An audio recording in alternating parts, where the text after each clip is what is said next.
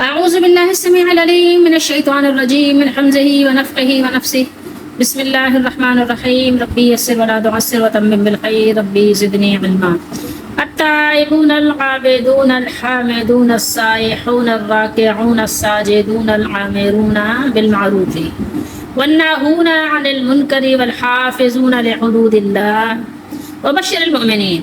یہ ایک آیت ہے، آیت مبارکہ 112 سورہ توبہ ہے، 11واں سے 12 ہے۔ وہ مومن توبہ کرنے والے، عبادت کرنے والے، حمد کرنے والے، روزہ رکھنے والے، سائحون، یہ آپ کو لگ رہا ہوگا کون سا صیغہ ہے، اس کا معنی روزہ ہے۔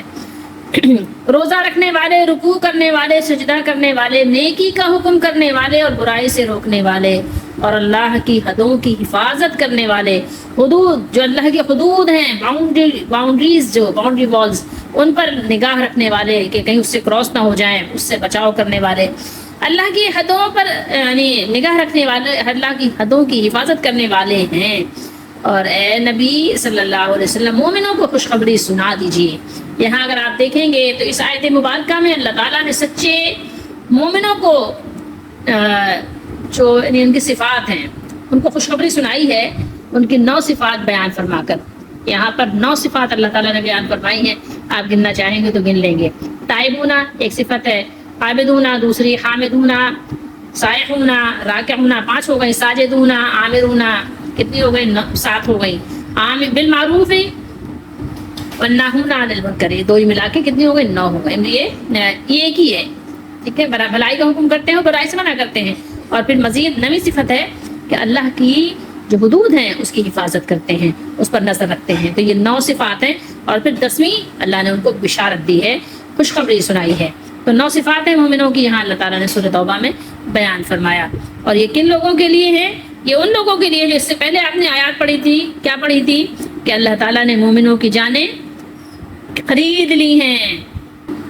آیت نمبر 111 میں ہم نے تلاوت کیا تھا، اللہ نے فرمایا ان اللہ اشترى من المؤمنین انفسهم واموالهم بان لهم الجنہ، کہ بے شک اللہ نے مومنوں سے ان کی جانیں اور ان کے مال خرید لیے ہیں۔ کس کے بدلے میں؟ اس کے بدلے کہ یقیناً ان کے لیے جنت ہے۔ جنت کے بدلے میں اللہ نے جانیں بھی خرید لی اور مال بھی خرید لیا۔ تو یہ ان کی صفات اللہ تعالیٰ نے یہاں بیان فرمائی ہیں، جو اگر آپ اس کو شمار کریں گے تو 9 ہیں، اور اگر آپ معروف اور منکر کو الگ الگ کریں گے تو 10 بن جائیں گے۔ سمجھ رہے ہیں؟ یہ بات بھی ہے کہ اگر اس کو دونوں کو ایک کریں گے تو یہ 9 بنیں گی، اگر آپ اس کو الگ الگ کریں گے تو یہ 10 بن جائیں گی۔ تو اس طرح سے اگر آپ غور کریں تو یہ جو صفات ہیں، اس میں پہلی جو اللہ تعالیٰ نے جو 6 صفات بیان فرمائی ہیں، اس میں صرف اللہ تعالیٰ کے ساتھ معاملہ ہے، ٹھیک ہے، صرف کیا ہے؟ اللہ تعالیٰ کے ساتھ معاملہ ہے۔ پھر ان 2 کو آپ دیکھیں گے تو ان کا تعلق کس سے ہے؟ ان کا تعلق مخلوق سے ہے۔ اور پھر آگے آ جائیں، جو یہ اللہ تعالیٰ نے یہاں بیان کیا، اس کا تعلق کس سے ہے؟ دونوں سے ہے، خالق سے بھی اور مخلوق سے بھی۔ دور حاضر کے مسلمانوں کے لیے ایک بہترین سبق ہے یہ آیت مبارکہ، دور حاضر کے مسلمانوں کے لیے بہترین سبق ہے۔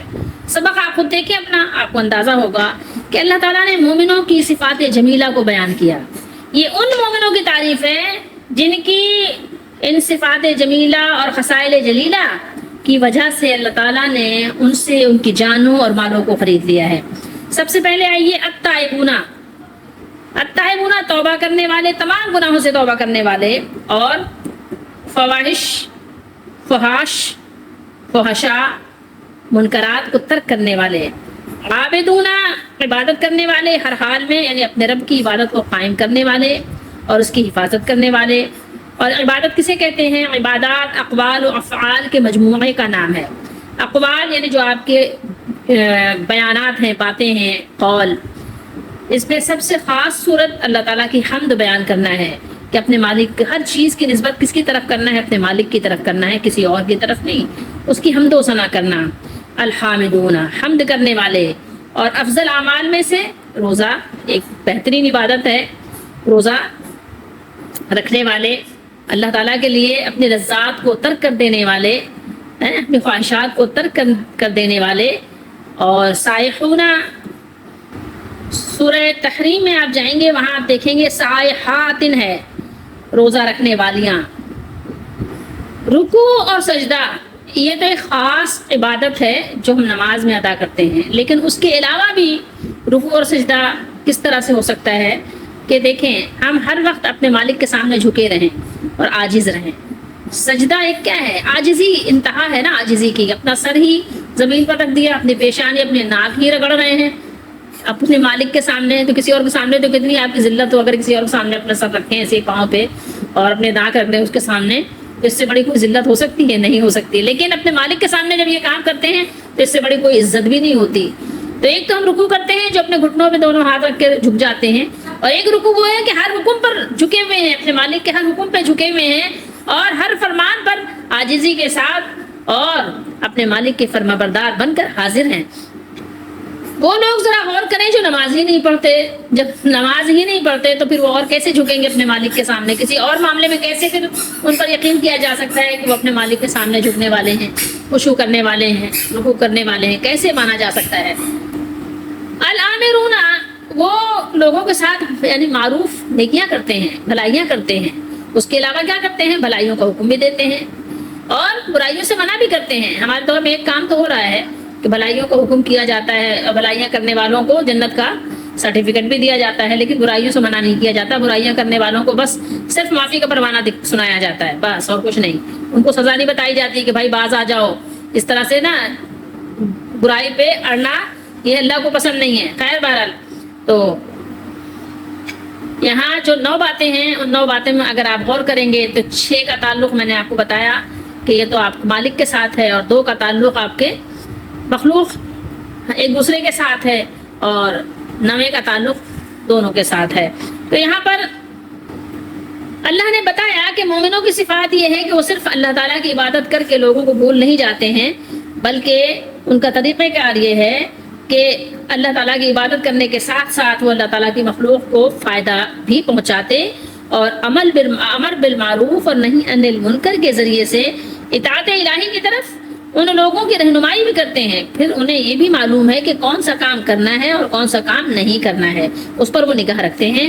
حلال و حرام کے بارے میں وہ حدود الہی کو جانتے بھی ہیں اور جاننے کی کوشش بھی کرتے ہیں، وہ اس کا علم حاصل کرتے ہیں اور اس کے مطابق وہ عمل بھی کرتے ہیں، یعنی حق سبحانہ و تعالیٰ کی عبادت بھی کرتے ہیں اور اس کی مخلوق کی ہمدردی اور خیر خواہی بھی کرتے ہیں۔ اسی لیے پھر اللہ نے آگے فرمایا وبشر المؤمنین، اے محبوب آپ ان خوش نصیبوں کو آپ خوشخبری سنا دیجئے جن کی یہ صفات حمیدہ ہیں اور جن کے یہ صفات جمیلہ ہیں، جن کے یہ خصائل جلیلہ ہیں، ان کو آپ بشارت سنا دیجئے، خوشخبری سنا دیجئے۔ جو لوگ ان صفات کے حامل ہوں گے اللہ تعالیٰ ان کو اپنی رحمت میں ڈھانپیں گے، یہ اللہ تعالیٰ کا وعدہ ہے اور اللہ تعالیٰ اپنے وعدے کے خلاف نہیں کرتے۔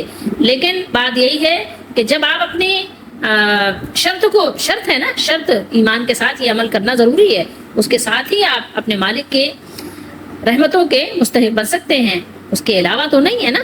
اس کے علاوہ آپ سوچیں کہ ایک کمپنی کا مالک بھی آپ کو اپنے یہاں امپلائی دیکھنا بھی پسند نہیں کرتا، اگر آپ ناکارہ ہوں تو نکال باہر کر دیا جاتا ہے کہ نکالو اس کو یار، کس بندے کو رکھا ہوا ہے تم نے۔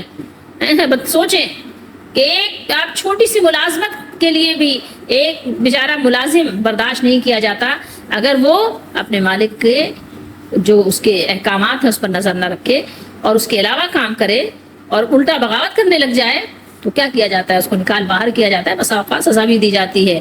تو وہ جو مالک ہے، مالک حقیقی، اس کے معاملے میں آپ اتنا زیادہ غافل ہوں اور پھر آپ امیدیں لگائیں کہ جناب والا آپ کو بشارت مل رہی ہے۔ کہاں سے بشارت مل رہی ہے؟ خواہ یہ تو عام لوگوں کو بھی پتا ہے کہ جب اسکولوں میں ڈگریاں بڑھتی ہیں، جب گریڈ ملتے ہیں تو سال بھر بچوں نے پڑھا ہوتا ہے، ایسے تھوڑی کہ ہر بچہ جائے اور کہے بھائی مجھے بھی ڈگری مل جائے اور مجھے بھی گریڈ مل جائے، ایسے مل جاتا ہے کیا؟ نہیں ملتا نا۔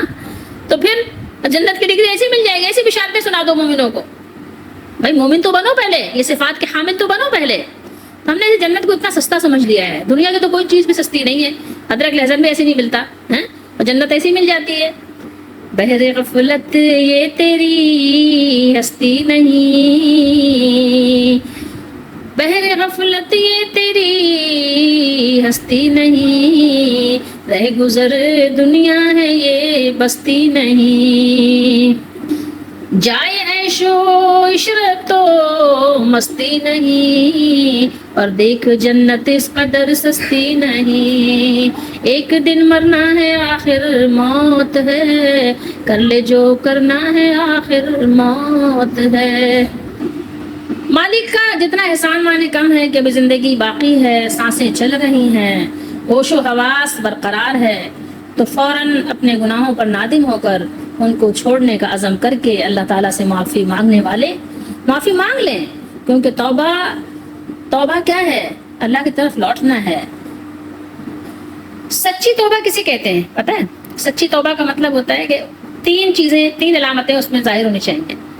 جس حال میں ہیں آپ، جس گناہ میں ہیں، اس گناہ کو ترک کر دینے کا سب سے پہلے عزم ہو، اس پہ ندامت ہو، اس پر آپ نادم ہوں اور چھوڑ دینے کا عزم کریں، پختہ عزم کریں کہ اب کریں گے نہیں۔ پھر بھی اگر کبھی ہو جائے تو پھر بھی توبہ کا دروازہ کھلا ہے، لیکن عزم پختہ ہونا چاہیے کہ کرنا نہیں ہے۔ اب جو کچھ بھی کیا تھا، جس حال میں تھے، اس حال کو بدل دیں گے اب اچھے حال سے۔ اور تیسرا کیا ہے؟ معافی مانگنا، کہ جو کچھ کیا غلط تھا۔ تو یہ ہے، تین چیزیں جب جمع ہو جاتی ہیں تو پھر آپ کی توبہ کامل ہو جاتی ہے اور مکمل ہو جاتی ہے۔ اور توبہ مومنوں کے لیے ایک بہترین وظیفہ بھی ہے۔ دور حاضر کے مسلمانوں کو تو بہت زیادہ اس کی ضرورت ہے، بالخصوص ہم جیسے گناہ گاروں کے لیے۔ اللہ تعالیٰ ہم سب کو سچی توبہ کی توفیق عطا فرمائے کہ ہم سچے طریقے سے، سچے طور پر اپنے مولا کی طرف لوٹیں۔ ربنا اغفر لنا ذنوبنا واسرافنا فی امرنا، ربنا اغفر لنا ذنوبنا واسرافنا فی امرنا۔ العابدون الحامدون، مشکل اور آسانی، خوشی اور ناخوشی، آرام اور تکلیف، ہر حال میں اللہ کی عبادت کرنے والے، اور ہر حال میں اللہ کی تعریف، اس کی حمد و ثنا کرنے والے اور اس پر راضی رہنے والے۔ کیا بات ہے! اللہ ہمیں بھی ان لوگوں میں قبول فرما لے، شمار فرما لے، اور ہمیں بھی انہیں جیسا کر دیں جن کی اللہ نے تعریفیں بیان فرمائی ہیں، آمین۔ السائحون، روزے سے متعلق میں نے بتایا کہ اس کا معنی روزہ، لیکن اس کے اور بھی بہت سارے میننگس ہیں، کیونکہ روزے میں بھی آپ کیا کرتے ہیں؟ آپ جب روزہ رکھتے ہیں تو تمام گناہوں کو چھوڑ دیتے ہیں، ترک کر دیتے ہیں، حتیٰ کہ جو چیز آپ کی حلال ہے دن میں وہ بھی حرام ہو جاتی ہے۔ اپنے کہنا چاہیے سب سے پسندیدہ چیزیں، کھانا پانی، یہ ساری چیزیں آپ ترک کر دیتے ہیں نا۔ السائحون، روزہ رکھنے والے۔ تو روزہ بھی دو طرح کا ہوتا ہے نا، ایک تو روزہ ہوتا ہے وہ صبح سے شام تک کا، جو سحری سے افطار، اور ایک روزہ ہوتا ہے پوری زندگی کا، کہ اللہ تعالیٰ کے لیے ہر گناہ کو، ہر نافرمانی کو چھوڑ دینا، چاہے گھر آئے تو گھر بھی چھوڑ دینا، چاہے خاندان والے آئے تو خاندان والے کو بھی چھوڑ دینا، کچھ بھی ہو سب کچھ چھوڑ دینا اپنے مالک کے لیے۔ ساحا یسیحو سیاحتن، اس کا ایک معنی ہے پانی کا زمین پر چلنا اور پانی کا زمین پر پھیل جانا۔ السیاحت و عبادت کے لیے گھر بار چھوڑ کر زمین میں نکل جانا۔ اور سائح ہونا کا ایک معنی وہ بھی ہے کہ طالب علم جو علم کی طلب میں، جو اللہ تعالیٰ کا دین، قرآن و سنت سیکھنے کے لیے اپنا گھر چھوڑ کر نکل جاتے ہیں، کہیں دوسری بستی میں چلے جاتے ہیں، دوسرے شہر میں چلے جاتے ہیں، دوسرے ملک میں، تو یعنی وہ طالب علم بھی آ جاتے ہیں اس میں جو اللہ کا دین سیکھنے کے لیے شہر بشہر سفر کرتے ہیں۔ اور ایک حدیث شریف ہے، ضعیف ہے، لیکن حدیث شریف کا یعنی متن یہ ہے، السائحون ہم الصائمون، سائحون روزہ دار ہی ہیں۔ شیطان نے قسم کھائی تھی کہ ابن آدم کو ہر طرح سے وہ بہکائے گا، گمراہ کرے گا اور دوزخ میں لے جانے کے سارے کام کروائے گا۔ بڑی خوبصورتی کے ساتھ اس نے ایک کام کیا، وہ کیا آپ کو معلوم ہونا چاہیے کہ دنیا میں شہر بشہر، ملک بملک سفر کرنا آپ کے لیے دشوار گزار بنا دیا۔ اتنے سارے آپ کی یعنی کاغذی کارروائی، اتنی ریکوائرمنٹس ہیں نا کہ آپ کو پوری کرنا مشکل، سفر کرنا مشکل۔ پہلے پاسپورٹ بنواؤ، اس میں دنیا بھر کے یعنی انتظامات، پھر ویزے، بہت سارے یعنی مسئلے مسائل، پھر بینک بیلنس اپنا دکھاؤ، تو دنیا میں سفر کرنا آپ کے لیے بہت دشوار ہے۔ ہر ایک کے بس کی بات نہیں ہے، لوگ کرتے بھی ہیں، کر بھی رہے ہیں، لیکن ہر جگہ ہر کوئی نہیں جا سکتا۔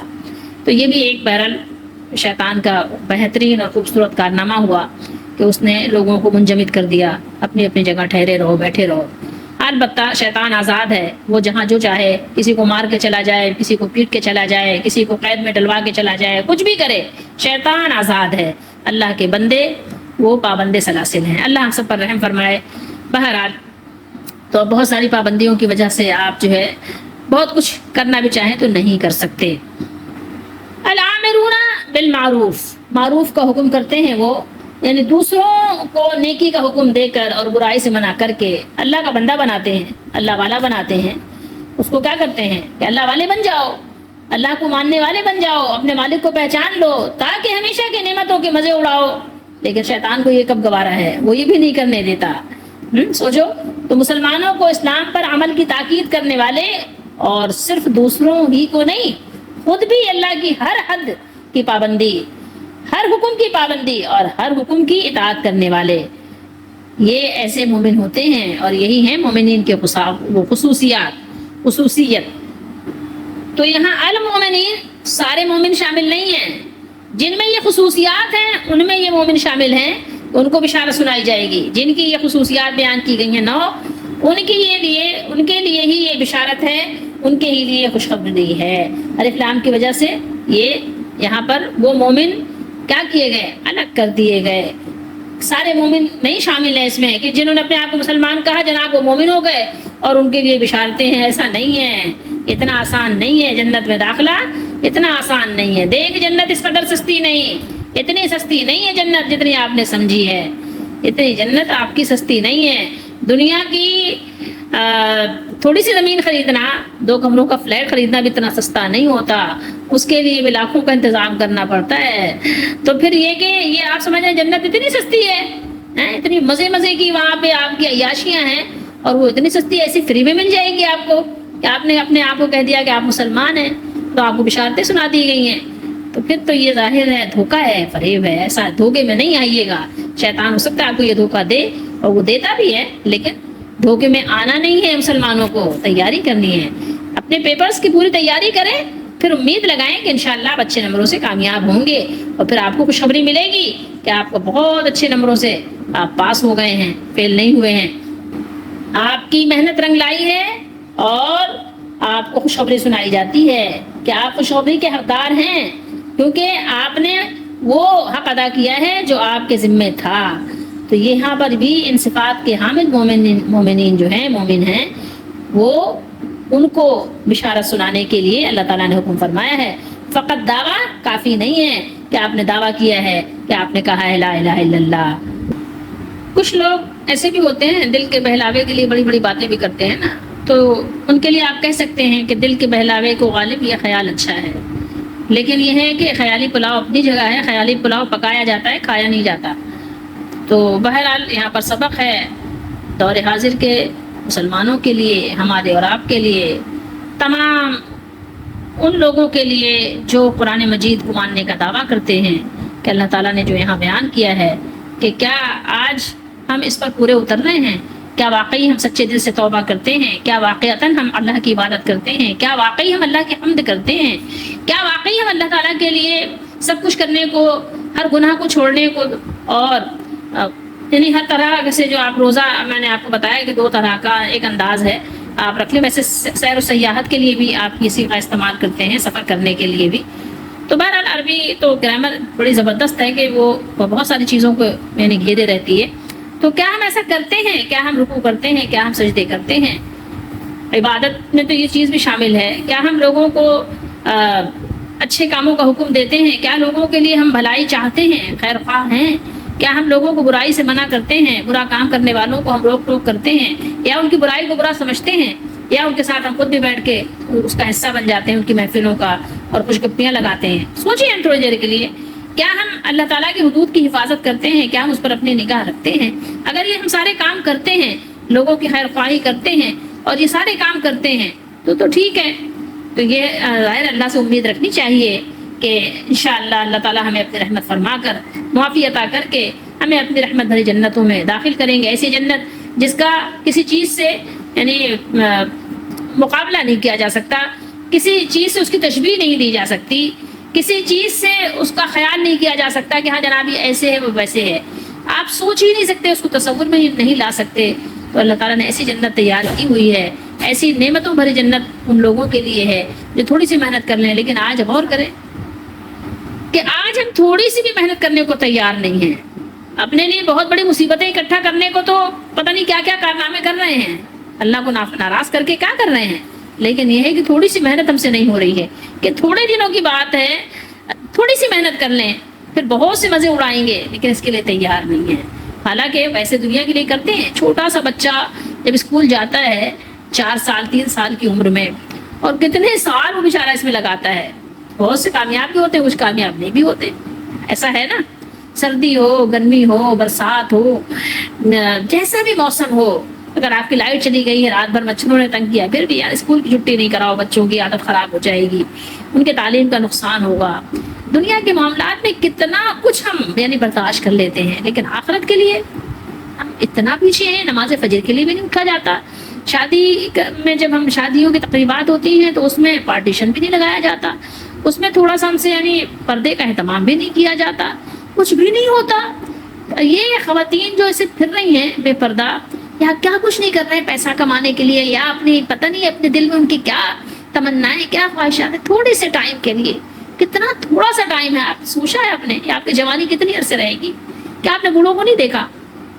کیا آپ نے کبھی میت نہیں دیکھی؟ مرنے والوں کو نہیں دیکھا؟ بوڑھوں کو دیکھ لیں، بیماروں کو نہیں دیکھا؟ کبھی ہاسپٹل کا چکر لگا لیا کریں، وہاں جا کر دیکھیں کیسے کیسے بیمار پڑے ہیں۔ کیا آپ سمجھتے ہیں کہ آپ کی جوانی ہمیشہ رہے گی؟ چاہے عورتیں ہوں، چاہے مرد ہوں، چاہے بچیاں ہوں، چاہے بچے ہوں۔ سوچے تو صحیح، یہ عیاشیاں ہمیشہ نہیں رہیں گی۔ زندہ رہے نا، ایسا وقت آ جائے گا کوئی پوچھے گا بھی نہیں، کوئی پوچھے گا بھی نہیں، کوئی کھڑا بھی نہیں ہوگا۔ ایسے حالات آ جاتے ہیں، دوسروں کے حالات دیکھ کے آپ سبق نہیں سیکھتے۔ مالک کے فرما بردار بن جاؤ، اسی میں تمہارا فائدہ ہے، اسی میں دل کا سکون بھی اسی میں ہے۔ یہ جن کو آپ دیکھ کر، جن کے نقش قدم پر نئے بچے بچیاں نوجوان چلنا چاہتے ہیں، ان کی زندگیاں کتنی ویران ہیں اندر سے۔ کبھی جا کے ان کے قریب بیٹھ کر معلوم تو کرو، پتہ چلے گا۔ بہت ویران ہے، بہت خالی ہے اندر سے، بہت ٹوٹے ہوئے ہیں اندر سے۔ لیکن آپ کو نظر آ رہا ہے یہ جو آپ کو یہ روشنی، یہ جو چاندنی نظر آ رہی ہے، ایسا نہیں ہے۔ یہ بہت ٹوٹ پھوٹ کا شکار ہیں۔ یہ صرف یہ ظاہری چمک دمک ہے، اس کے پیچھے مت جاؤ۔ یہاں سکون نہیں ہے، یہاں چین نہیں ہے۔ غور کرو، واپس ہو اپنے مالک کی طرف، توبہ کرو، اس کی عبادت میں لگ جاؤ، اس کی تعریف کرو کہ اس نے تمہیں یہ جوانی دی، اس نے تمہیں یہ حسن دیا، اس نے تمہیں یہ طاقت دی۔ اس کی تعریف کرو، تعریف اس کی ہے۔ اس کے لیے گناہوں کو چھوڑ دو، اس کے لیے علم کو حاصل کرو، اس کی پہچان حاصل کرو اپنے مالک کی، اس کے سامنے جھکے رہو، اس کے سامنے عاجزی کرو، اس کی عبادت کرو، رکوع کرو، سجدہ کرو، لوگوں کی خیر خواہی کرو، لوگوں کا مال مت لوٹو، لوگوں کو دھوکہ مت دو، لوگوں کے ساتھ فریب مت کرو، لوگوں کی برائیوں کو اچھا مت کہو کہ اگر تمہیں پسند آ رہا ہے برا کرے بھلا کرے، بس چونکہ وہ ہمارا ہے، ہمارے گروہ سے تعلق ہے، تو تعصب کی پٹی باندھ کر ہر صورت میں اس کی تعریف کرنا چھوڑ دو۔ اللہ کی حدود پر نگاہ رکھو تو تمہیں تو خوشخبری سنائی جائے گی ایسی کہ تم خوش ہو جاؤ گے۔ اللہ تعالیٰ ہم سب کو قرآن مجید کو سمجھنے کی توفیق عطا فرمائے۔ اللہ تعالیٰ ہم سب کو توفیق دے۔ توفیق تو اللہ کی طرف سے ملتی ہے، کوشش انسان کرتا ہے، کوشش کرنے والے بن جاؤ۔